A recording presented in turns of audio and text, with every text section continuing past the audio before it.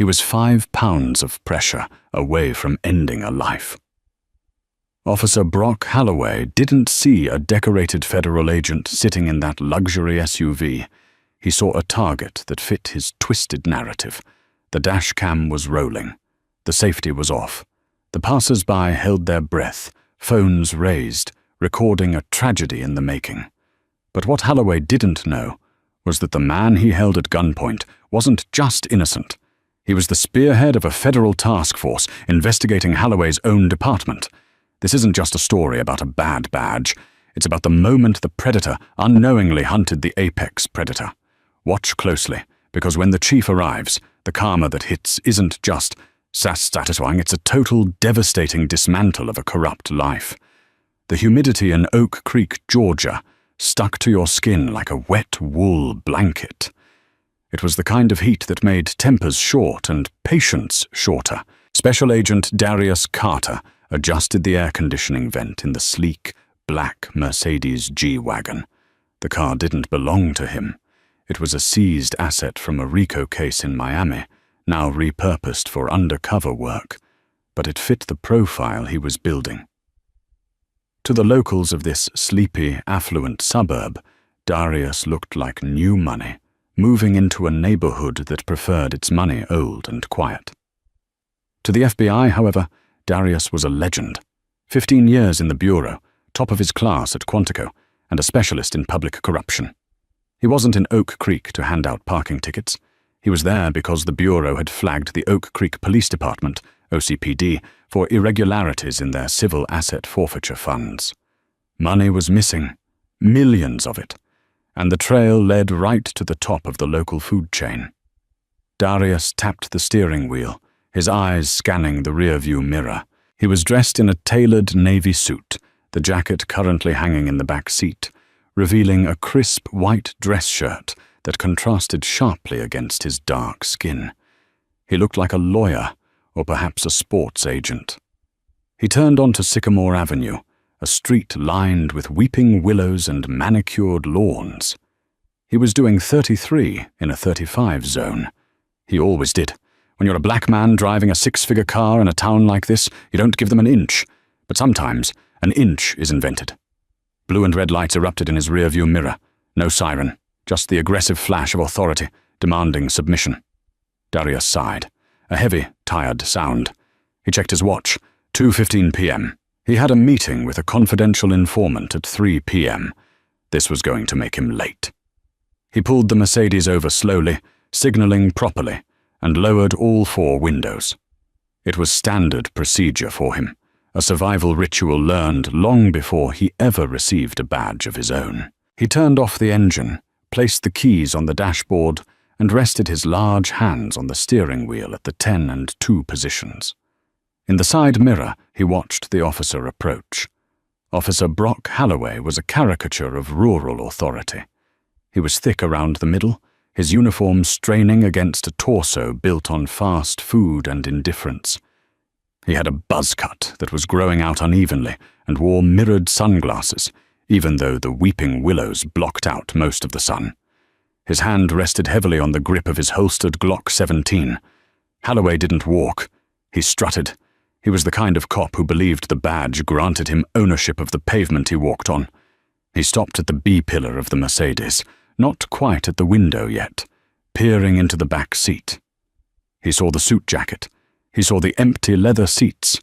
Then he stepped up to the driver's window. Darius didn't turn his head.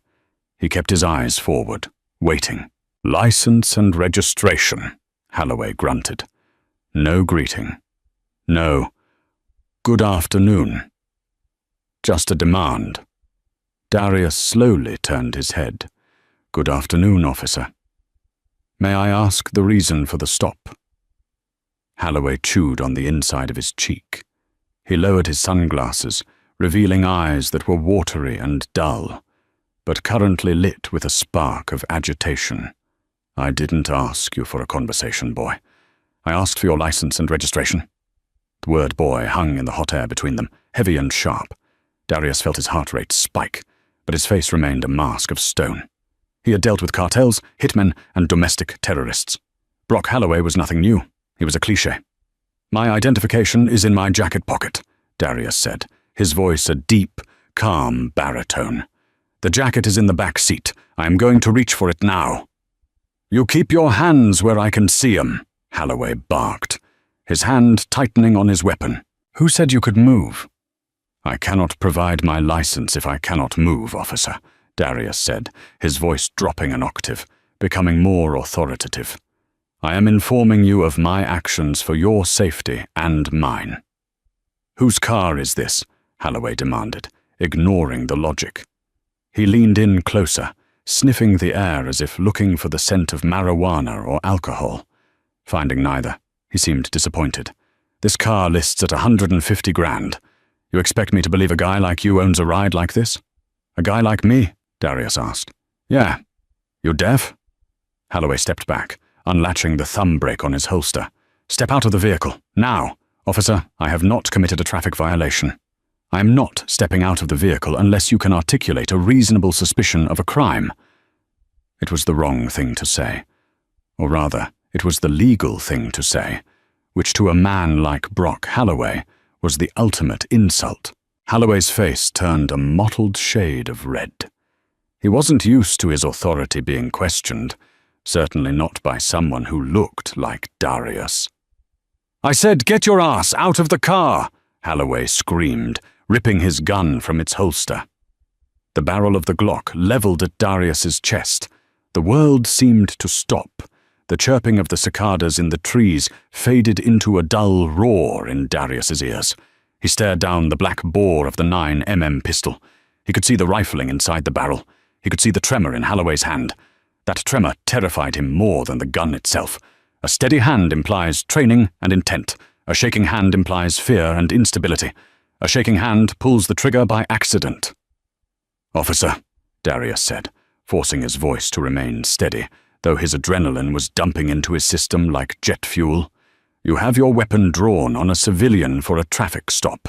This is a violation of use of force protocols. I am asking you to lower your weapon." "Shut up!" Holloway screamed, stepping slightly to the side to get a better angle, shielding himself behind the B-pillar. "Get out! Hands in the air! Do it now, or I drop you!" "I am unbuckling my seatbelt," Darius announced loudly. He moved his left hand slowly to the buckle. Click. "Slowly. Open the door with your right hand. Kick it open."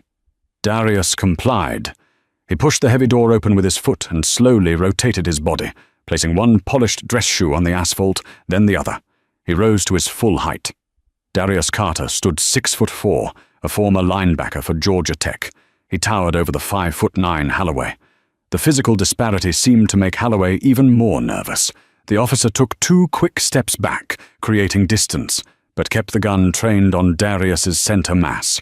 "Turn around! Face the car! Hands on the roof!" Holloway yelled, his voice cracking. Passers-by were starting to notice.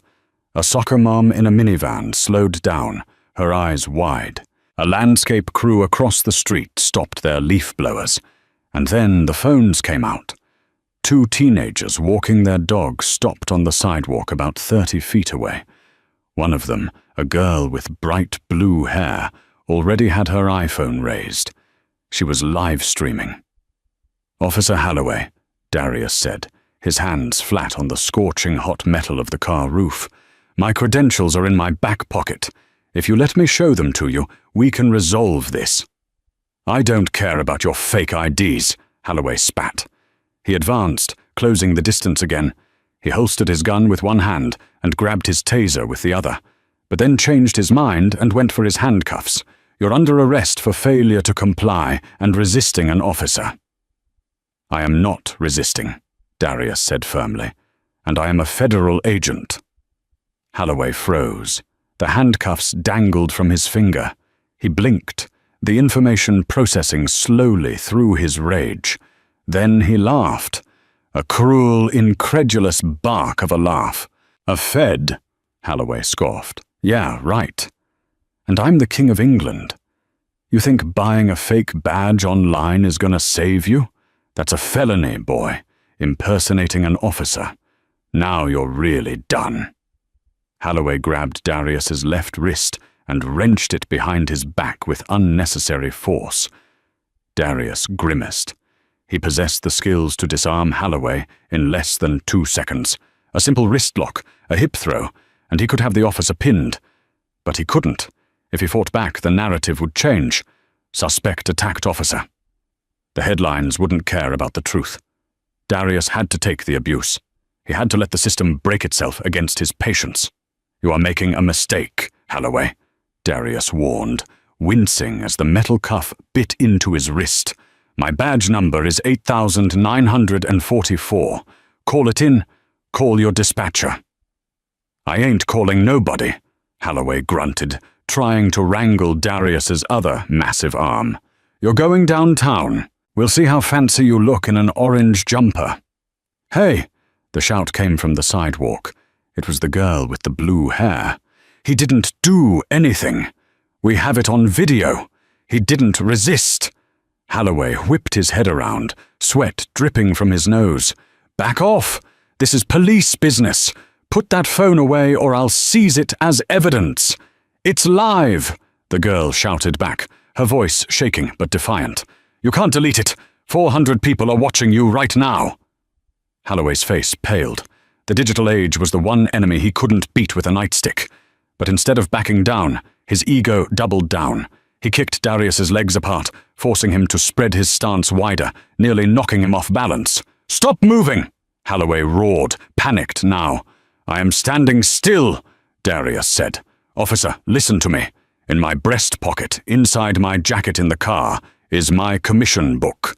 It has a direct line to the Atlanta field office. Just check it. I said shut up." Holloway finally got the second cuff on.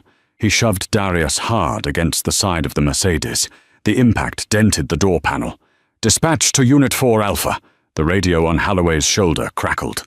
"Go ahead, dispatch," Holloway panted. "Unit 4 Alpha, we have multiple calls reporting an officer-involved incident at Sycamore and 4th. Need backup?" "Affirmative," Holloway yelled. "I got a resisting suspect. Large male. Hostile crowd." "Hostile crowd," Darius muttered into the paint of the car. "2 teenagers and a gardener?" "I heard that." Holloway grabbed the back of Darius's neck. Within seconds, sirens began to wail from every direction. The cavalry was coming. But for Darius, this was the most dangerous moment. High-speed arrivals, adrenaline-pumped rookies, and a narrative already set by Holloway's panicked radio call. A cruiser screeched to a halt in front of the Mercedes. Another pulled up behind. Doors flew open. 2 younger officers, weapons drawn, rushed the scene. "Drop it!" one of the rookies yelled at the landscape crew, who were just holding rakes. "Relax!" Darius shouted, breaking his silence. "They are gardeners. No one is armed but the police." "Shut him up!" Holloway yelled to the arriving officers. "Get him in the back of my unit." "Wait!" Darius turned his head, locking eyes with the nearest rookie, Officer Reese. He saw hesitation in Reese's eyes. "Officer, I am Special Agent Darius Carter, FBI. Check my credentials before this goes any further. If you put me in that car, you are an accomplice to a federal civil rights violation. Do you want to end your career today?" Officer Reese froze. The authority in Darius's voice was undeniable. It wasn't the pleading of a criminal. It was the command of a superior. "Sarge?" Reese looked at Holloway. "He says he's FBI." "He's lying!" Holloway screamed, his spittle flying. "Get him in the car!" Reese looked at Darius, then at the frantic Holloway, then at the girl filming on the sidewalk. "Check the jacket," Darius said to Reese. "Just check the jacket." Reese holstered his weapon and took a step towards the Mercedes. "Reese, I gave you a direct order." Holloway reached for Reese's shoulder. "Get your hands off him." The new voice boomed like a cannon shot. It didn't come from the rookies. It didn't come from the crowd. A black Chevy Tahoe had pulled up silently on the grass verge. The door was open. Standing there, adjusting his tie, was a man with silver hair and a face carved from granite. He wore the 4 stars of the Chief of Police on his collar. Chief William Sterling had arrived, and he looked like he was ready to kill someone. The silence that descended on the corner of Sycamore and 4th was heavier than the Georgia humidity. Even the cicadas seemed to pause out of respect or fear for the man walking across the asphalt. Chief William Sterling didn't run. He didn't shout beyond that first command. He walked with the heavy, inevitable momentum of a glacier. He was 60 years old, a former Marine, with skin weathered by decades of patrol and eyes that could peel the truth off a liar's tongue from 50 paces. Officer Brock Halloway swallowed hard. His Adam's apple bobbed in his throat. He took a half step towards the chief, instinctively trying to control the narrative before the chief could see the scene for himself. "Chief, good timing," Halloway stammered, his voice pitching too high. "I got a 10, 15 here, resisting arrest, impersonating a federal officer, possible narcotics in the vehicle. The suspect became aggressive, and I had to apply restraints." Sterling didn't look at Halloway. He walked right past him, the wind from his movement brushing against Halloway's sweaty uniform. Sterling stopped 3 feet from Darius, who was still pressed against the hot metal of the Mercedes, hands cuffed behind his back, face turned away from the sun. Sterling looked at the dent in the car door. He looked at the tight metal cuffs cutting into Darius's wrists. Then he looked at the dashboard of the Mercedes, where Darius's phone sat. "Reese," Sterling said. His voice was quiet, a low rumble like distant thunder. The rookie officer jumped. "Yes, Chief?" "Go to the back seat of the suspect's vehicle. Retrieve the suit jacket. Check the inside left pocket." "Chief, wait." Halloway stepped in front of Sterling, blocking his view of the car. "You can't let Reese contaminate the evidence. This guy is dangerous. He's probably got a piece in there. We need to wait for the K9 unit to sweep." "Step aside, Brock," Sterling said. It wasn't a request, but Chief. Sterling turned his head slowly. His eyes were like blue ice. "If you say one more word before I tell you to, you will be suspended before you take your next breath. Do I make myself clear?" Halloway's mouth snapped shut. He stepped back, his face flushing a deep, humiliated purple. He looked at the crowd on the sidewalk. The girl with the blue hair was zooming in. He could feel the lens on him like a sniper scope. Officer Reese holstered his weapon and opened the back door of the Mercedes. He moved tentatively, treating the leather jacket like it was a bomb. He pulled it out, the expensive fabric draping over his arm. He reached into the pocket. Halloway smirked nervously. "Probably a fake ID from Kinko's. I'm telling you, Chief, these guys buy them online to get out of tickets." Reese pulled out a leather commission book. It was heavy. On the front, embossed in gold, was the seal of the Federal Bureau of Investigation. Reese opened it. The golden badge caught the sunlight, flashing brilliantly. Next to it was a photo ID card with a holographic overlay. Special Agent Darius Carter. Reese's face went white. He looked up at Halloway, then at the chief. It looks real, Chief," Reese whispered. "Read the badge number," Sterling commanded. "Number 8944, Reese read. "And the rank?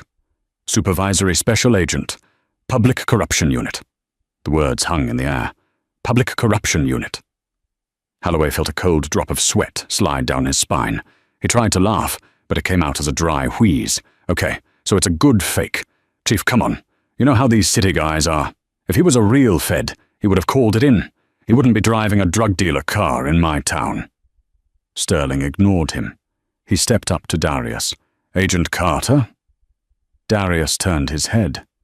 His expression was unreadable, his eyes calm but hard as flint. "Chief Sterling, I was wondering when you'd show up. We had a meeting scheduled for 4 p.m. regarding the task force. I see I'm early." Halloway's knees buckled slightly. "A meeting?" "My apologies, Agent Carter," Sterling said formally. "I was monitoring the radio. When I heard hostile crowd and your vehicle description, I had a feeling my officers might be stepping into something they didn't understand." "Stepping into it is one way to put it," Darius said coolly. "Officer Halloway here assaulted me, damaged federal property, and violated my civil rights under color of authority, all while being live-streamed to the internet. He resisted, Holloway shouted, desperation clawing at his throat. Chief, he refused to exit the vehicle. He threatened me. Did he? Sterling turned to the crowd on the sidewalk. He walked over to the girl with the blue hair. Young lady. The girl lowered her phone slightly, looking terrified. Yes, sir? You've been recording this whole time. Since he got pulled over, she squeaked. I started recording because of how the officer was acting. Did the man in the suit threaten the officer? Sterling asked loudly enough for everyone to hear. No, sir, the girl said, her voice gaining strength. He was super polite. He kept saying he was reaching for his seatbelt. The cop just went crazy. He pointed a gun at his chest for no reason. Sterling nodded. He turned back to Holloway. Holloway was backing away toward his cruiser. She's lying. She hates cops. You're going to take the word of some punk kid over your own sergeant? I'm taking the word of the video evidence, Brock, Sterling said, and the word of a federal agent I personally invited to this city to help us clean house. Clean house? Holloway stopped. His eyes darted between Darius and Sterling. The realization hit him like a physical blow. The missing funds, the rumors of an investigation. Darius wasn't just a random driver, he was the hunter, and Holloway had just walked right into the trap. Unlock him, Sterling ordered. Holloway stood frozen, his hand hovering near his belt. His brain was misfiring, unable to reconcile the reality that he was no longer the predator. I said, Sterling's voice dropped to a dangerous whisper, unlock him. Now. Holloway's fingers fumbled for his keys. He walked toward Darius, his legs stiff. He could feel the eyes of the other officers, Reese and the backup units, burning into him. They were distancing themselves, physically and emotionally. The blue wall of silence was crumbling brick by brick. Holloway inserted the key into the cuffs. His hands were shaking so badly he missed the keyhole twice. Steady, Holloway, Darius whispered, his voice low enough that only Holloway could hear. You were steady enough when you had the gun in my face. Holloway flinched. The cuffs clicked open. Darius pulled his arms free. He didn't rub his wrists immediately. He slowly rotated his shoulders, the sound of his joints popping audible in the quiet street. He turned to face Holloway. Up close, without the weapon, Holloway looked small, defeated. But there was still a spark of malice in his eyes, the hatred of a man who believes he is right, even when the world tells him he is wrong. You set me up, Holloway hissed under his breath. I drove down a street, Darius replied, loud enough for the camera to hear. You did the rest. Darius walked past Holloway and stood next to Chief Sterling. He accepted his jacket and badge from Officer Reese, who looked like he wanted to dissolve into the pavement. Thank you, Officer Reese, Darius said. You did the right thing checking the jacket. Remember that feeling. It separates the good cops from the bad ones. Darius put on his jacket, covering the wrinkled shirt. He pinned his FBI badge to his belt right next to his hip. The gold shield gleamed menacingly. Sterling turned to Holloway. Brock Holloway, step forward. Holloway didn't move. Chief, come on. Let's talk about this back at the station. In your office. We can work this out. I've been with the department for 12 years. 12 years of complaints, Sterling said, his voice rising. 12 years of excessive force reports that somehow vanished before they reached my desk. 12 years of missing asset money. You have no proof, Holloway yelled, looking around for support from the other officers. None came. Actually, Darius interjected, we have plenty. We've been watching you for 6 months, Holloway. We have your bank records. We have the wiretaps. But today you gave us the cherry on top, assaulting a federal officer, deprivation of rights under color of law, reckless endangerment. Holloway looked like a trapped animal. He put his hand on his holster, a reflex. Don't even think about it, Sterling barked. Reese taking his weapon. Reese moved fast this time. He stepped up behind Halloway and unclipped the Glock from Halloway's belt. Halloway gasped, feeling the weight of his authority vanish. "My badge," Halloway said, his voice trembling. "I'm a police officer. You can't do this here, not in front of them." He gestured to the civilians, to the phone still recording. "You wanted an audience, Brock," Sterling said, stepping into Halloway's personal space. "You wanted to show everyone how powerful you are. So let's show them." Sterling reached out, his hand clamped over the silver shield pinned to Halloway's chest, the metal that represented the public trust, the metal Halloway had used as a shield for his bigotry. "This badge," Sterling said, his voice shaking with suppressed rage, "belongs to the people of Oak Creek. It protects the innocent. It serves the law. It does not belong to a bully with a gun." Halloway grabbed Sterling's wrist. "Don't you dare!" Sterling didn't hesitate. He ripped his hand back with violent force. "Rip!" The sound of the fabric tearing was sickeningly loud. The pin snapped.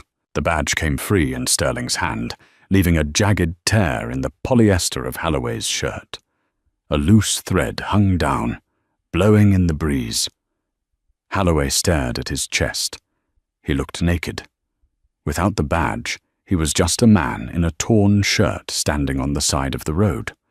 "You're done," Sterling said, tossing the badge to Reese. "You are relieved of duty, effective immediately." Darius stepped forward, producing a pair of handcuffs from his own belt. "Brock Halloway, you are under arrest." "You can't arrest me," Halloway screamed, backing away. "I'm a cop." "Not anymore," Darius said. He spun Halloway around. This time there was no resistance. Halloway was in shock. Darius slapped the cuffs on. His own cuffs, not the police-issue ones. "You have the right to remain silent," Darius recited, the Miranda warning flowing effortlessly. "Anything you say can and will be used against you in a court of law." Darius tightened the cuffs, ensuring they were snug, but not cutting off circulation. Professional, unlike the man he was arresting. "Reese," Darius said, "put him in the back of his own cruiser." "My cruiser?" Halloway whimpered. "The cage?" "The cage," Darius confirmed. "It's got a great view of the neighborhood you used to terrorize." As Reese shoved a sobbing Halloway into the cramped plastic back seat of the police interceptor, the crowd on the sidewalk erupted. It wasn't a cheer of joy, but a release of tension. Applause broke out. The girl with the blue hair was crying and smiling at the same time. Darius adjusted his cuffs and looked at Sterling. "I hate that it had to happen this way," Sterling said quietly, looking at his former sergeant in the back of the car. "I don't," Darius replied, watching Halloway face press against the plexiglass. "Sometimes the rot is too deep to scrub out, Chief. You have to cut it out. And you have to do it while everyone is watching." But the drama wasn't over. As the cruiser door slammed shut, a black sedan with tinted windows screeched around the corner. "Is that?" Sterling squinted. "Yeah," Darius sighed. "That's the mayor. And he looks like he's already seen the live stream." Mayor Richard Dick Conway was a man who knew how to wear a suit, but he didn't know how to wear fear. When he stepped out of his black sedan, he looked like a man trying to put a lid on a volcano with a paper plate. "Chief Sterling," Conway shouted, bypassing the yellow tape Officer Reese was stringing up. "What in God's name is going on here? My phone has been ringing off the hook. CNN is on the line. Fox is on the line. I have a councilwoman sending me links to a live stream with 2 million views." Sterling stood his ground, crossing his arms. "Mayor, we had an incident. Sergeant Halloway assaulted a federal agent." "A federal agent?" Conway wiped his forehead with a silk handkerchief. He looked at Darius, who was calmly leaning against the Mercedes, checking emails on his phone. "That's him? The driver?" "Special Agent Darius Carter," Darius said, not looking up. "And this is a crime scene, Mr. Mayor. Unless you want to be subpoenaed as a witness to the obstruction of a federal investigation, I suggest you step back behind the tape." Conway bristled. "Now see here, I run this town. You can't just come in here and arrest my senior sergeant without consulting me. Halloway brings in more revenue from forfeitures than any other officer. He's a vital asset." Darius finally looked up. A slow, predatory smile spread across his face. "Revenue. That's an interesting word, Mayor, because that's exactly what the RICO warrant is about. The revenue that Halloway brings in and where it disappears to." Conway went pale. He shut his mouth so fast his teeth clicked. He looked at Halloway in the back of the cruiser, then back at Darius. He did the political calculus in less than a second. "See," Conway stammered. "Well, if he broke the law, he broke the law. We have zero tolerance for corruption. Carry on, Chief." The mayor turned and practically ran back to his car. Halloway, watching from the window, screamed, "Mayor! Dick, help me!" The mayor's car peeled away. The betrayal was absolute. 2 hours later, the interrogation room at the Oak Creek precinct felt like a freezer. It was a stark contrast to the humidity outside. Brock Halloway sat handcuffed to the metal table. They had taken his shoelaces and his belt. He looked deflated, a balloon with a slow leak. The door buzzed open. Darius walked in, carrying a thick file folder. He didn't sit down. He just tossed the folder onto the table. It landed with a heavy thud. "I want my lawyer," Halloway muttered, staring at the table. "And I want the union rep. I pay my dues. They protect us from bogus charges like this." "Your lawyer is here," Darius said, leaning against the wall. "Barry Golson.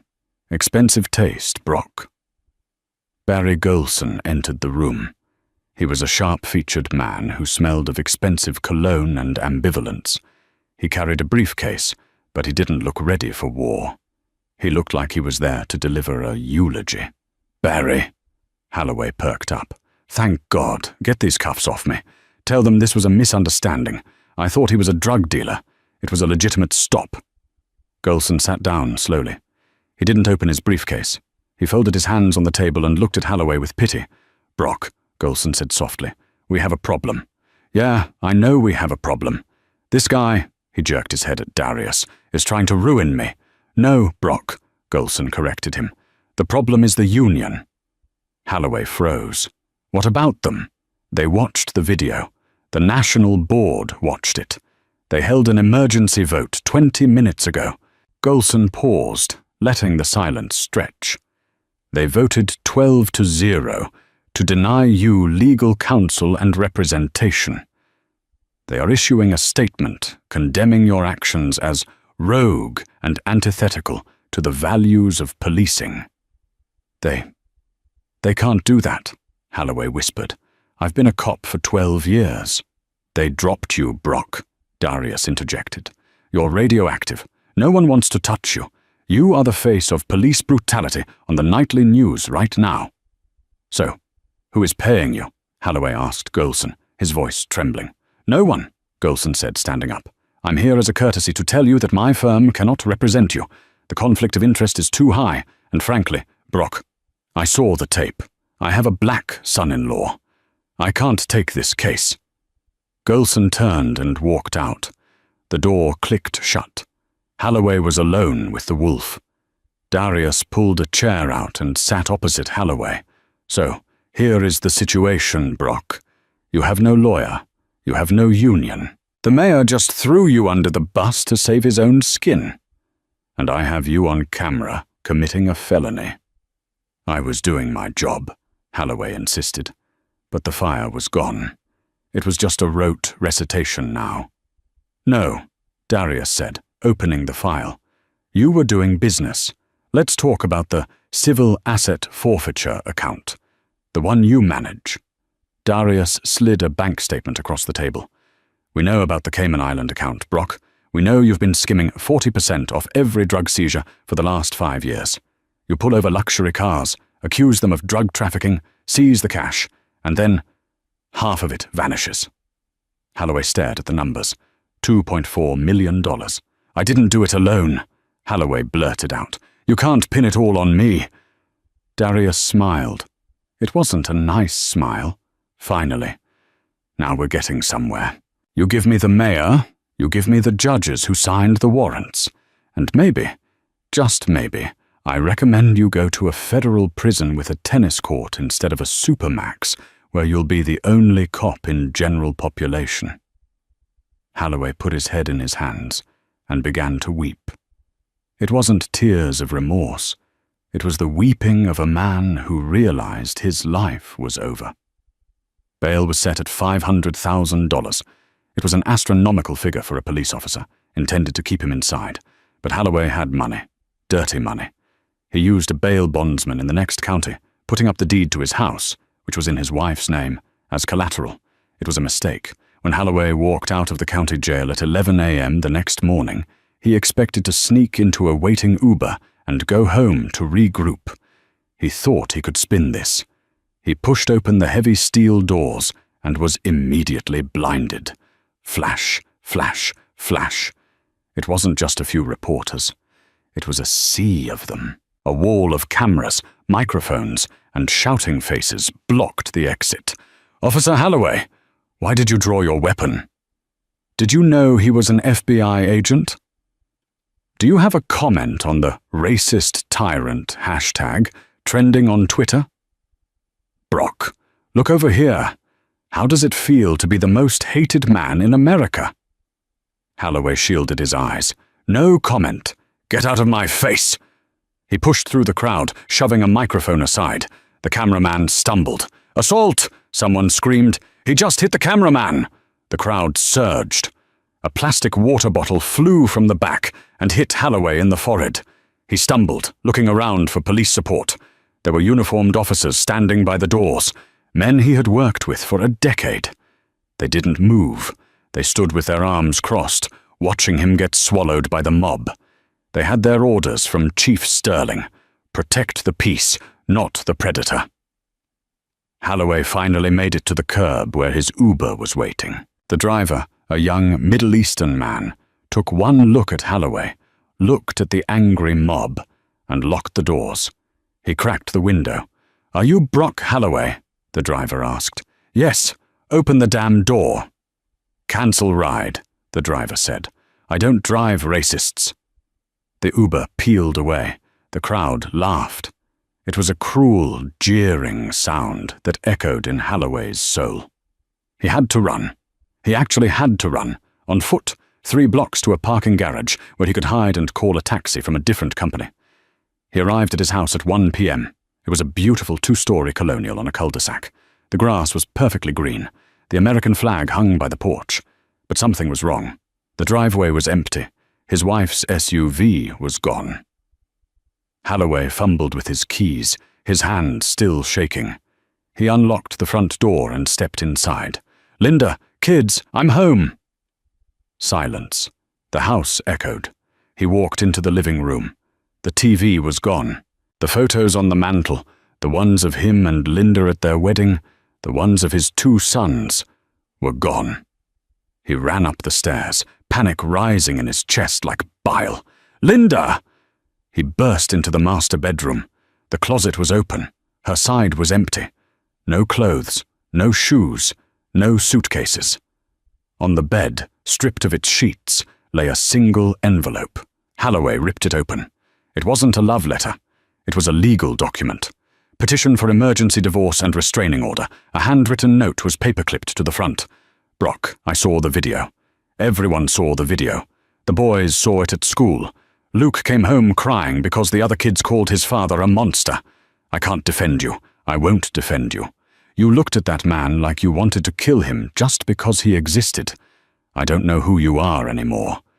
But I won't let my sons grow up to be you.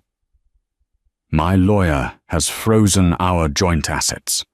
Don't try to find us. Linda." Halloway dropped the letter. He sat on the edge of the mattress, the silence of the empty house crushing him. His phone buzzed. He looked at it. A notification from his bank. Alert. Account frozen. Federal Court Order hash 8944B. Agent Carter hadn't been joking. They had frozen everything. He had no car, no wife, no kids, no money, and a bail bondsman who would be coming for the house deed in a matter of weeks. His stomach growled. He hadn't eaten in 24 hours. He walked to the kitchen, opening the fridge. It was mostly empty, Linda having taken the food for the boys. There was a 6-pack of beer. He grabbed a beer and walked to the front window. He pulled back the curtain to look out at his neighborhood. He expected to see his neighbors mowing lawns or washing cars. Instead, he saw the signs. His next-door neighbor, Bob, a man Halloway had barbecued with every July 4th for 5 years, was standing in his front yard. He was hammering a sign into the grass. It wasn't a for sale sign. It was a homemade sign painted on plywood. It faced Halloway's house. "Hate has no home here." Bob looked up and saw Halloway peeking through the curtains. Bob didn't wave. He didn't smile. He just spat on the ground, turned his back, and walked inside. Halloway let the curtain fall. He cracked the beer, but his hands were shaking so hard he spilled it down his shirt, the same shirt with the ripped hole where his badge used to be. He turned on the small kitchen radio, desperate for some noise to drown out the silence. "Breaking news," the news anchor's voice filled the room. "The FBI has announced a sweeping corruption probe into the Oak Creek Police Department. Sources say former Sergeant Brock Halloway is cooperating with authorities, naming accomplices in exchange for a plea deal." Halloway smashed the radio off the counter. "I didn't agree to that," he screamed at the empty room.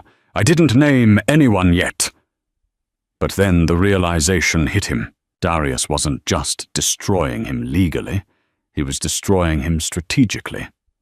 By leaking that Halloway was cooperating, Darius had just put a target on Halloway's back. Every crooked cop, every dirty judge, everyone Halloway had ever done business with now thought he was a snitch. His phone rang. Unknown number. Halloway stared at it. He knew he shouldn't answer, but he was desperate. "Hello? You talk, you die," a distorted voice rasped. Click. Halloway dropped the phone. The walls were closing in. He had no badge to protect him, no friends to hide him, and now the criminals he used to rob were coming for him. He sank to the kitchen floor, surrounded by broken electronics and spilled beer. The karma wasn't just hitting him. It was dismantling him, piece by agonizing piece. And somewhere, in a nice hotel room in downtown Atlanta, Special Agent Darius Carter was ordering room service, watching the news, and sleeping like a baby. 18 months later, the wheels of justice turn slowly, but they grind exceedingly fine. For Brock Halloway, the last year and a half had been a slow-motion car crash from which he could not look away. The federal courthouse in Atlanta was a fortress of glass and stone, a far cry from the small-town municipal court where Halloway used to act like a king. Here, he was just another number on the docket, case number 24, CR 8944, United States versus Brock Halloway. Halloway sat at the defense table. He looked 20 years older. His hair, once a buzz cut, was now thinning and grey, combed over in a pathetic attempt to look respectable. He wore a suit that was 2 sizes too big. He had lost 50 pounds from stress, and the prison diet he'd been on since his bail was revoked following the witness intimidation incident, a desperate, drunken phone call to his ex-wife. The courtroom was packed. The media was there, of course, but so were the people of Oak Creek. The victims, people whose cars had been seized, whose cash had been stolen, whose lives had been ruined by Halloway's bullying. They sat in the gallery, a silent jury of his peers. Agent Darius Carter sat in the front row, directly behind the prosecution. He wore a charcoal suit, immaculate as always. He didn't look at Halloway. He looked at the judge. "All rise," the bailiff bellowed. The Honorable Judge Eleanor Vance, known in the circuit as the Hammer, swept into the room. She was a woman who had sentenced cartel leaders and domestic terrorists. A corrupt small-town cop was not going to impress her. "Be seated," Judge Vance said. She adjusted her glasses and looked down at Halloway. "Mr. Halloway, you have pleaded guilty to 3 counts of deprivation of rights under color of law, 1 count of wire fraud, and 1 count of obstruction of justice. This court has reviewed the pre-sentencing report. Holloway's new public defender stood up. Your Honor, my client is a first-time offender. He served his community for 12 years. He has lost his family, his home, and his career. We ask for leniency. We ask for the minimum sentence of 5 years. Judge Vance looked at Holloway. Do you have anything to say for yourself, Mr. Holloway? Holloway stood up. His legs shook.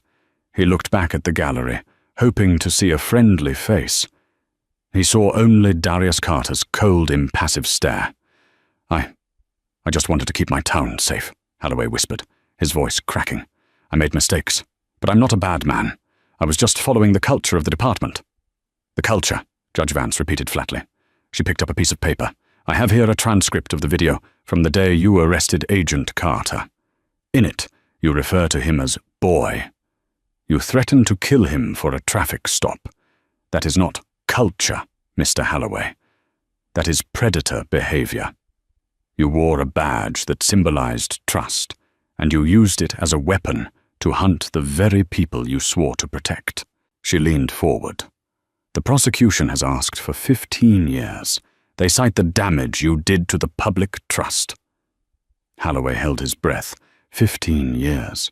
He would be 60 when he got out. However, Judge Vance continued, her eyes narrowing, I do not believe 15 years is sufficient. You didn't just steal money. You stole faith. When a citizen sees a police car now in Oak Creek, they feel fear instead of safety because of you. She slammed the gavel down. Brock Holloway, I sentence you to 25 years in federal prison without the possibility of parole. You are remanded to custody immediately. The courtroom gasped. 25 years. It was a life sentence in all but name. Holloway's knees gave out. He collapsed into his chair, putting his head on the table. He sobbed, a loud, ugly sound that echoed off the mahogany walls. Get him up, the marshal said, grabbing Holloway's arm. They cuffed him, not with the polite, loose cuffs he was used to, but with heavy transport chains, waist chains, leg irons.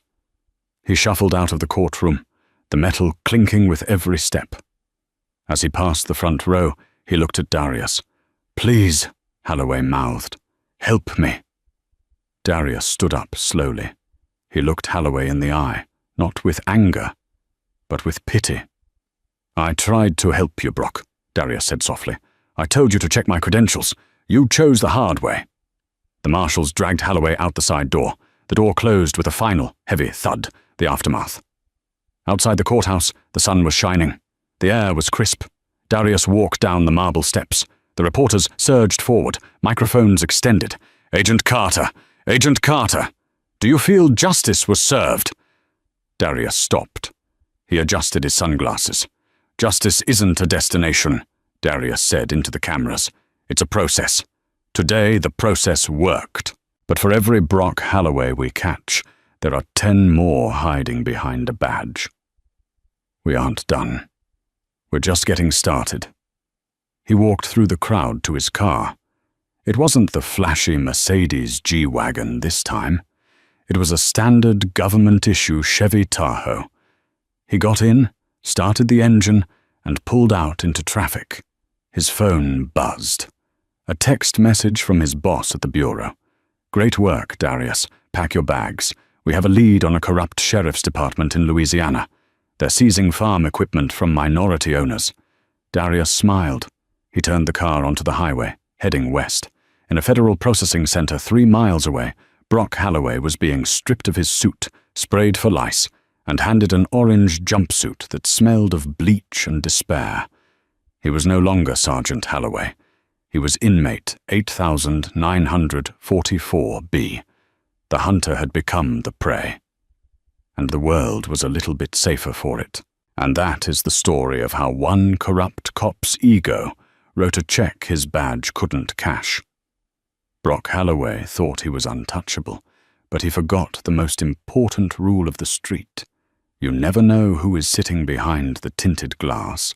He lost his job, his family, and his freedom because he judged a book by its cover. And that book turned out to be the Federal Penal Code. It's a brutal lesson in karma. Arrogance is the architect of its own destruction. If this story satisfied your justice bone, make sure to hit that like button. It really helps the channel grow. Subscribe and turn on notifications so you never miss a new story of revenge, karma, and justice served cold. And tell me in the comments, do you think 25 years was enough, or did the judge go too easy on him? I'll see you in the next video.